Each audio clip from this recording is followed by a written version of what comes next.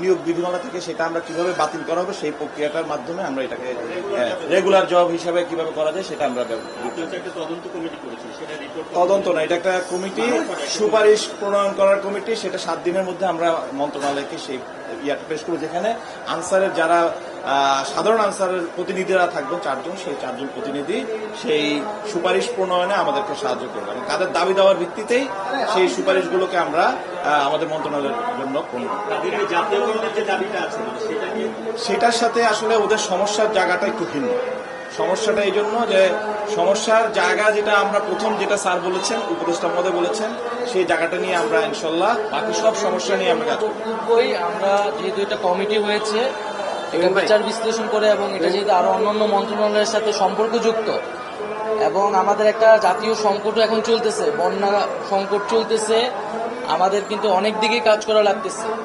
এই দুর্যোগ কালের ভিতরেও আমরা ওই কমিটি মূলত এটা বিচার বিশ্লেষণ করবে এবং সুপারিশ করবে। সেখানে আনসার বাহিনী, আনসার ভাইদের যে যত সমস্যা আছে, তারা যে বৈষম্য এবং যে সমস্যাগুলো তারা ফেস করেন, আর সেগুলো নিয়ে আলোচনা করে একটা যৌক্তিক সমাধানে আমরা পৌঁছাবো।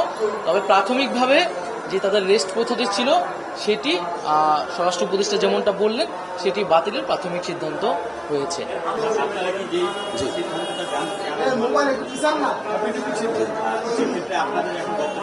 আমাদের বক্তব্য হচ্ছে স্যাররা অনেক আন্তরিক, আমাদের অনেক সময় দিয়েছেন, এর জন্য স্যারদের ধন্যবাদ। এবং আমরা যে হয়তোবা রাষ্ট্রের বা একটু অশান্তি বা একটু অসুবিধা তৈরি করছি, এর জন্য আমরা আমাদের সেটা বৈষম্য দূর করার জন্য, এর জন্য আমরা স্বরাষ্ট্র উপদেষ্টা স্যারের কাছে আমরা আন্তরিকভাবে দুঃখিত।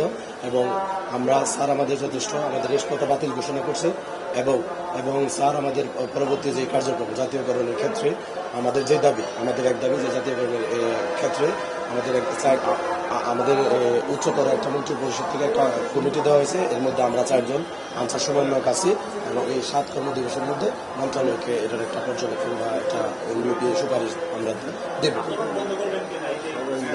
হ্যাঁ, আমরা আপাতত আন্দোলন স্থগিত করতেছি, মানে একবারে বিলুপ্তি ঘোষণা করতেছিলাম বা করতেছিলাম, আন্দোলন হচ্ছে স্থগিত। সবার সাথে আলাপ আলোচনা করে আমরা আপাতত আন্দোলন স্থগিত করবো স্যারের এই সিদ্ধান্তের পর। জি, সমাধান হওয়ার পর আমরা তো 7 কর্মদিবসের পর একটা স্যারদের একটা সুপারিশ দেব বা করবো। সমাধান হলে আমরা সমাধান পাওয়ার পর পুরোপুরি ভাবে আমরা করবো। জি জি